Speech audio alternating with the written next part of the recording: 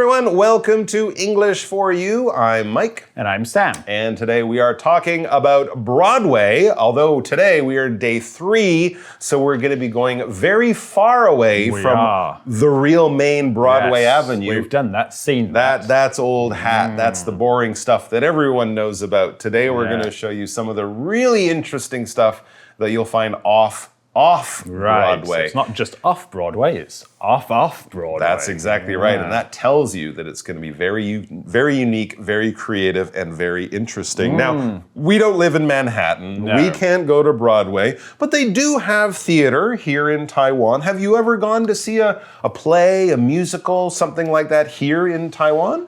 I don't think I have, actually. No, I've seen opera here. Okay. And I can't remember what it was now, but it was a long time ago. But really? I have seen some opera. Yeah, Chiang Kai-shek Memorial Hall, the theatre area they have there. Yes, I saw it there. Yeah, interesting. I've seen a few ballets there. They do bring some musicals here. Phantom of the Opera was popular. Of course, they've done the French version of The Hunchback of Notre Dame. Right. Was very popular. And actually, I was reading the New York Times a few months ago.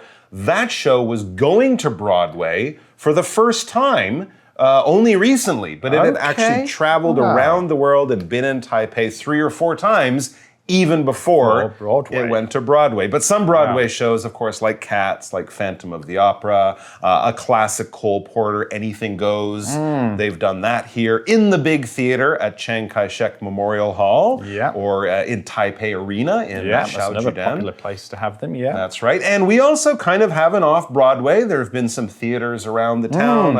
I've seen some friends perform in The Diary of Anne Frank, which was very good. And they also have production. Yeah, they also have interesting weekends where they'll have local writers, local performers, and sometimes they even write the play and perform the play in 24 hours. Wow. Which can be really interesting. So if you are interested in theater, performing, watching, or just trying out some kind of new entertainment, keep your eyes open. They're sometimes hard to find, but you can find really cool experimental theater and very popular mainstream theater here in Taiwan. It does come around, but we don't have a Broadway, so you do have to hunt it out, hunt it down, and find out about it by yourself. Let's get to the article. Now we're going to go off Broadway. Off. Reading. New York's Theater District, Broadway and beyond. If off-Broadway isn't avant-garde enough, try an off-Broadway show. This movement began in 1958 as a complete rejection of commercial theater. The plays could be about anything and often had a low-budget, do-it-yourself feel. Off-Broadway shows were and are still known for their experimental, contemporary nature. Throughout the 1960s, off-Broadway shows happened in unconventional places, like cafes and church basements. Plenty of these were in Greenwich Village, the city's bohemian and LGBTQ+ capital. Theaters in the off-Broadway scene have 99 or fewer seats, and there are about 120 of them now. One theater founded in 1961 that's still producing shows is La Mama Experimental Theater Club. Fashion designer Ellen Stewart, the founder, started directing and producing plays at night in the basement boutique where she sold her fashions during the day. Since 2005, those who have achieved excellence for off-Broadway have won New York Innovative Theater Awards, IT Awards. Too much light makes the baby go blind. 30 plays in 60 minutes won the Outstanding Performance Art Production Award at the 2006 IT Awards. This was the only open-run off-Broadway show in the city. No matter what you're into, the New York theater scene has something for fans of every kind of dramatic performance. So the article gets started by saying, if off-Broadway isn't avant-garde enough, try an off-Broadway show. Okay, I like the avant-garde stuff. It's very French sounding, isn't it? I think it is French. It is, yeah. And let's find out what it means. Well, in yesterday's article, we introduced the word experimental to mean new ideas in the arts. And avant-garde means the same thing. New experimental styles and ideas in art. I mean, it's pretty much exclusively art, you would say, avant-garde? I would say so, yeah, but it can cover anything from avant-garde film to music to painting to almost anything that you can do in a creative way. But I've never heard of avant-garde baseball. No. That would be weird. But yes, any kind of art that's very new, very unusual, something you've never seen before, and they're trying to sort of almost break the rules of art or music or film, that kind of thing would be avant-garde. Right. Now it says this movement began in 1958 as a complete rejection of commercial theater. Okay. So these were the people who looked at the popular shows of that time, 1958, Oklahoma, The Sound of Music, Guys and Dolls. Good shows, fun shows, great songs. But, if you want to do something really interesting and unusual and unique, boring shows. So people are like, nah, we don't want to do that stuff. That's the kind of thing you take your grandmother to see on her birthday. Oh, it's boring. We want to do something new and experimental and fresh. Break all the rules. And that's kind of when it started. Notice it's around the same time that rock and roll started. Yeah. Around the same time that, kids started to want to live different lives from their parents. It was a big generation change. New era. A new era, exactly. Right. Yeah. Yeah, and the article then says the plays could be about anything and often had a low budget, kind of do-it-yourself feel. Yeah, that's absolutely right. Off-Broadway shows were and are still known for their experimental, contemporary nature. So remember yesterday, off-Broadway was experimental. Now we're learning that off-Broadway is not just experimental, it's avant-garde. It is. Even if you like experimental, it might still be shocking to you to watch. Yes. I mean, maybe some of the actors have no clothes on stage and they're doing quite possibly strange things with covering their bodies with paint and singing songs like animals. And I mean, who knows what they're doing? That's the cool thing. It's only your imagination that can tell you to stop. Right. So here we have the word contemporary. So again, another big word, contemporary. Also difficult to remember to spell, contemporary. Can even mean for something to live or happen at the same time as something else, or it can mean something that is modern and current, so something that's happening now. In the article, it's used to mean the latter. The shows were known for being new and modern in style. So something that's happening now, something that's popular now.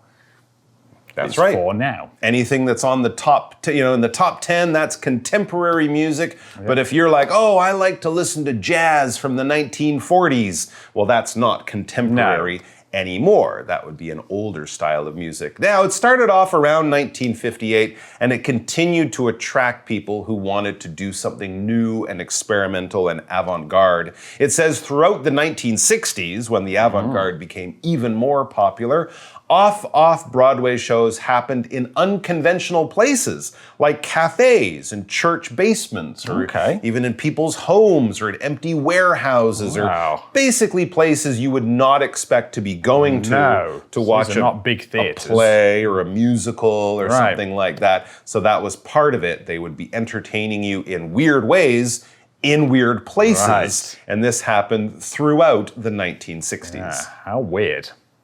If we're talking about something happening throughout, and we often say it happened throughout something, that means it basically was going on, this action or this activity was going on all the time while something else was probably going on. If someone is talking throughout a movie, that means from pretty much when the movie started to when it ended, someone behind you or near you was talking or something like that. If the phone was ringing throughout your conversation, you're like, answer the phone. The phone won't stop ringing. It's ringing all the time while we're trying to talk. So we're basically saying something is happening and another thing is happening in the same place probably, at the same time, definitely, and it kind of went from the beginning right to the end. It was going on that whole time. Here's an example sentence that I hope you never experience.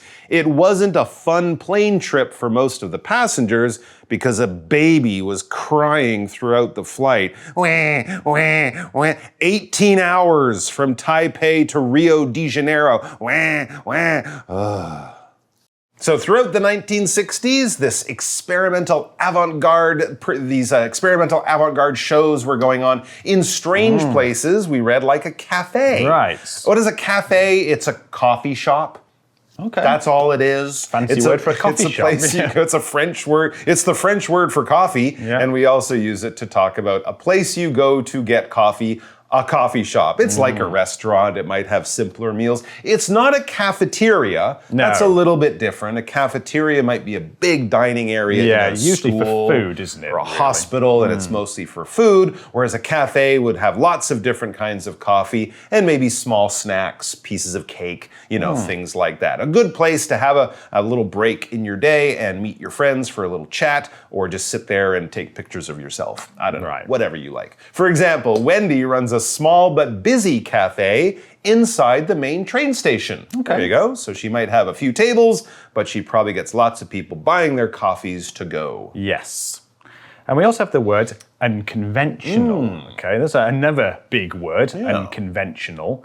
So if something is unconventional, it isn't usual or normal. Okay, so if something is conventional, it is usual or normal. So un means not. So unconventional, not normal, not usual.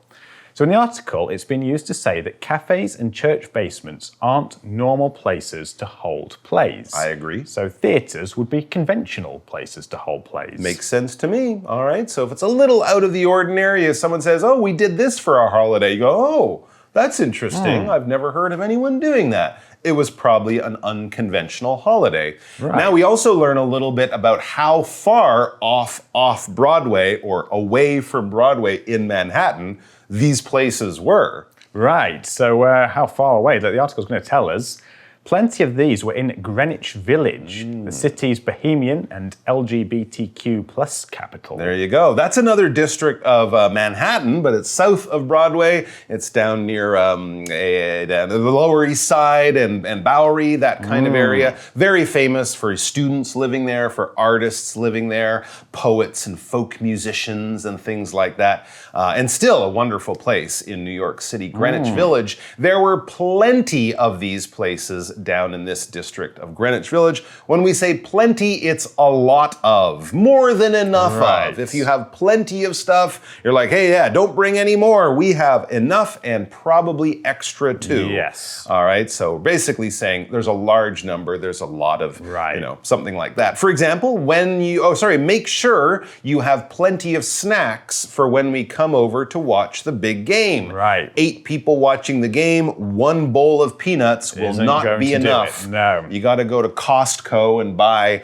all the chips. Right. Or something more like than that. enough. Yeah. And we also had this word, another long word. It is. Bohemian. But a good word to know. It is. So the article uses the word bohemian. This slightly tricky word is used to talk about people who are a bit different to most people, but not in a bad way, but in an artistic way. They often dress in an artistic way and get involved in the arts. All right, then theaters, it says. So there were Broadway, off-Broadway theaters. They didn't only happen in cafes and places, but they would be much smaller and much simpler than the big, beautiful theaters you find on Broadway. It says theaters in the off-Broadway scene have 99 or fewer seats. Okay. So these are very, very small. Right. If you have if you have a large living room, you could probably fit 40 or 50 seats in there, and you could probably call that your off-Broadway theater. So it says theaters in the off-Broadway scene have 99 or fewer seats, and there are about 120 of them now. Wow. So our idea of renting an office, emptying it out and filling it with chairs and calling it a theater, that would be off-Broadway. Right, yeah. Okay. That would definitely suit the slightly strange environment. Perfect. Yes. I like it. Yeah.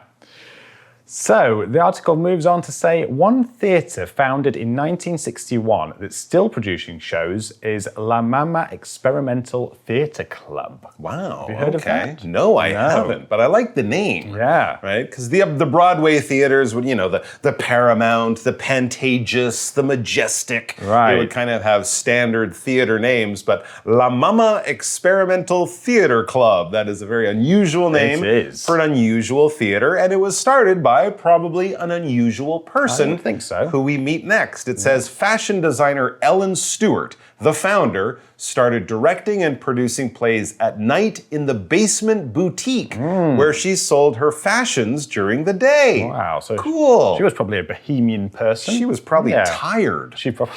She's working in her shop in the morning and running a theater in the basement at night. But good for her. Yes. She's the kind of person who keeps the culture of the city alive. Yes, right. And she was running it from a boutique. But that's another difficult word, boutique. I think it also comes from French. So it does. A bit of a theme here, French words. A boutique is a very small shop that sells fashionable items, usually clothes. It doesn't have to be clothes, but usually it is clothes. If you live in or have spent time in Taipei, you'll know that there are lots of boutiques around Zhongshan, for example. Yes, absolutely. Any other places? Well, if you go around in the Dunnan, like the Zhongshan, Dunhua area, very like not similar, on the isn't it? main street, but in some of those smaller streets, it'll be very small, maybe one person working in there. Of course, we're not talking about like Zara or H&M or something like that. Much smaller. And maybe they even hand make the clothes for you. Yeah. So you'll find very cool styles, but obviously more expensive too. Right, yeah. It's often how fashion starts. Absolutely. If you want to be super fashionable, go to a boutique. Right. What does the article say next? Well, it says, since 2005, those who have achieved excellence for Off-Broadway have won New York Innovative Theatre Awards. Oh, interesting. Or IT Awards. Okay. So they have a special award there. Interesting. So you don't get a Tony, you don't get an Obie, but you get an IT award. Right. And everyone says, you're in computers? I thought you were an actor. But it's not that IT. No, but it is something that anyone would want to achieve. So let's talk about that word. Yeah, when you achieve something, basically you reach a goal. You do that thing that you were trying to do. You were successful. So congratulations, give yourself a pat on the back. You've achieved your goal. You have achieved your mission. You have done what you were trying to do. And it was probably something a little bit difficult. I achieved a lot today. I walked to 7-Eleven and bought a bottle of water.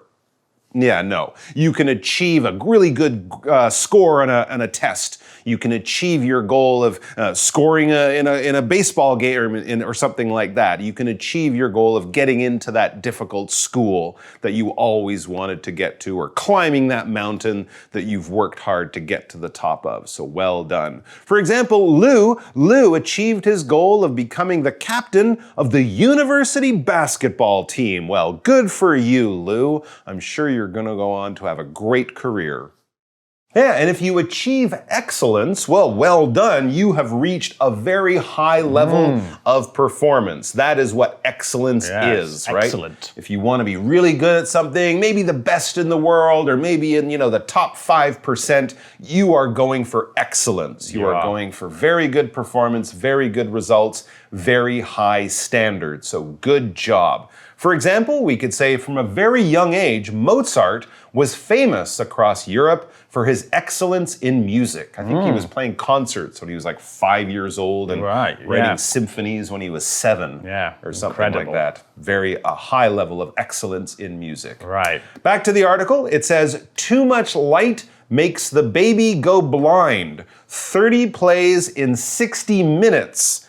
Won the Outstanding Performance Art Production Award at the 2006 IT Awards. I know nothing about this play. I like the title, Too Much Light Makes the Baby Go Blind, but you can see it's experimental because the show is 30 plays in 60 minutes. Wow. So that means each play is like 2 minutes long.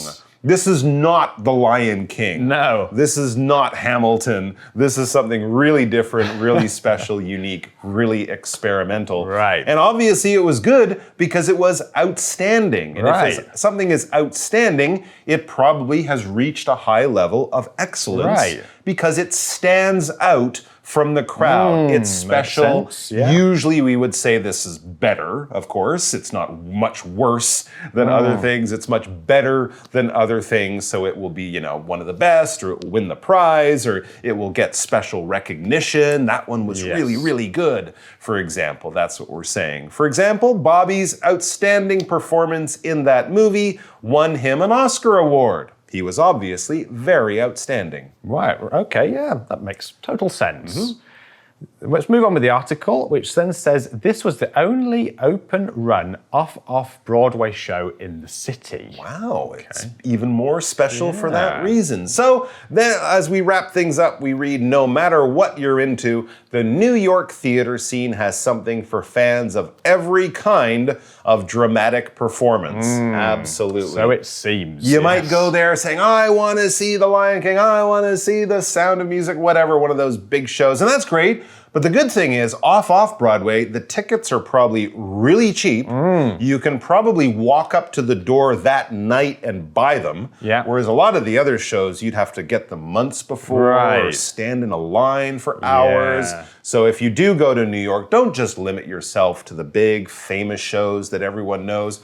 Go off Broadway or even off Broadway, because you might see something that is absolutely amazing. And who knows, maybe 5 years later it's going to be famous. Yeah. And you can say, oh yeah, I saw that 5 years ago off Broadway. I'm so cool. So that would be another wonderful thing to do. And as we said, you can save money if you go off Broadway. All right, guys, we have a chat question for you. For You Chat.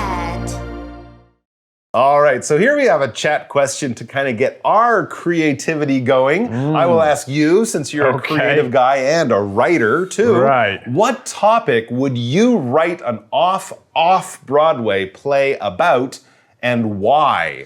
So basically, you could do anything you want.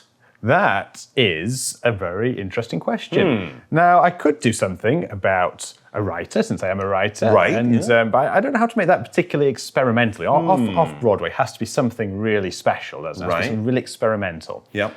So it's not really a topic that I'm going to write about, but more an idea that I've thought about. Maybe what I would do is I would ask audience members to shout out a key word or something. Oh, interesting. Maybe myself or my actors or whoever it might be. Yeah. Maybe I'll just have two of them, and they're going to act out something that's around that key word. So every show, every night would be different. Right, That's yes. good for business, because people would keep coming back. Yeah. And also good for your creativity, because you can kind of make it up as you go along. Right. That's a nice idea. And people do this with comedy, but they don't often do it with like drama.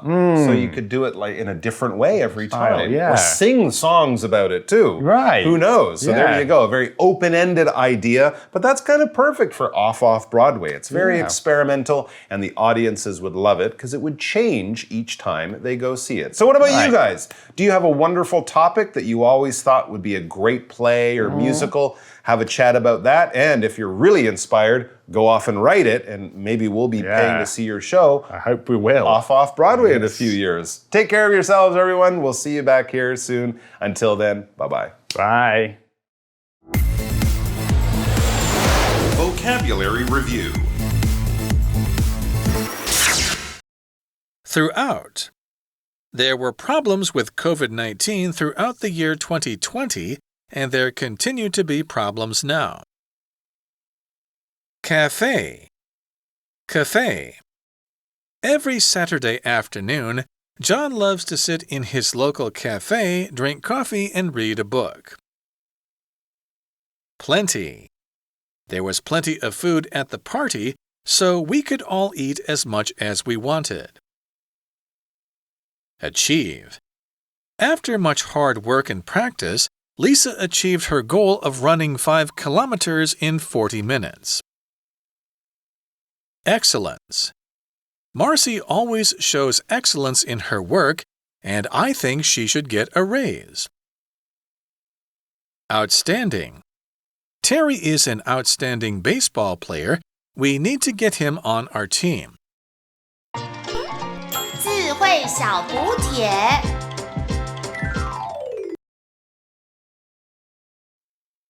Avant-garde. Contemporary. Bohemian. Boutique.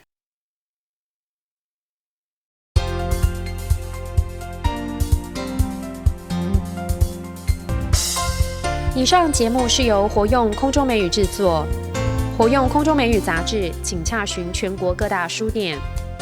如欲索取试听教材，请来电02-2364-4000 02-2364-4000，或上网查询，网址是 www.english4u.net www.english4u.net